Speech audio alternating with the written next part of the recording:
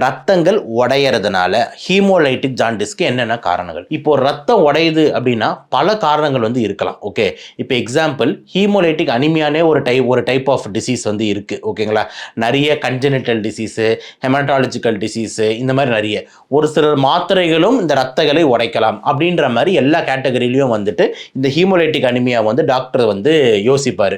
இந்த ஆட்டோமியூன் காரணங்கள் தானாவே உடையிறது இந்த மாதிரி நிறைய டைப் வந்து இந்த ஹீமோலைட்டிக்ஸ்ல இருக்கு. சில நேரத்தில் இன்ஃபெக்ஷன், மலேரியா, டெங்கு இந்த மாதிரி சில இன்ஃபெக்ஷன்ஸ் கூட டக்குன்ட்டு ஹீமோலைசிஸை உற்பத்தி பண்ணலாம். அப்ப ரத்தம் உடையுதுன்னா இந்த ரத்தங்கள் சார்ந்த நோய்கள், ரத்தங்கள்ல வந்து இன்ஃபெக்ஷன் ஆகி இந்த ஹீமோகுளோபினை ஆர்பிசியை உடைக்கிறது, மாத்திரைங்க உடைக்கிறது இந்த மாதிரி விஷயங்கள்லாம் டாக்டரை வந்து யோசிக்க ஆரம்பிப்பாரு. இது ஒன்று. ரெண்டாவது டைப் வந்து நான் சொன்னது ஈரல் சார்ந்த பிரச்சனைகள். இதுதான் சார் நம்ம ஊர்ல 90% இதுதான். இந்த ஈரல் சார்ந்த பிரச்சனைகள்னால தான் இந்த மஞ்சக்காமால்னு சொல்லக்கூடிய ஜாண்டிஸ் வந்து வருது. அப்ப இந்த ஜாண்டிஸ் பேர் தான் ஹெப்படோசெல்லுலார் ஜாண்டிஸ். அவ்வளோ அழகான பேர் கொடுத்துருக்கான் பாருங்க.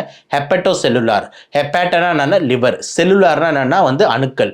அப்ப ஈரல் அணுக்கள் சார்ந்த ஜாண்டிஸ் தான் ஹெப்படோசெல்லுலார் ஜாண்டிஸ். இதுதான் ரெண்டாவது மெயின் வெரைட்டியா. ஒரு 80 to 90 விழுக்காடு தான் இருக்காரு. அப்ப ஈரல்ல வர பிரச்சனைகள்னால வந்து நம்மளுக்கு ஜாண்டிஸ் வருது.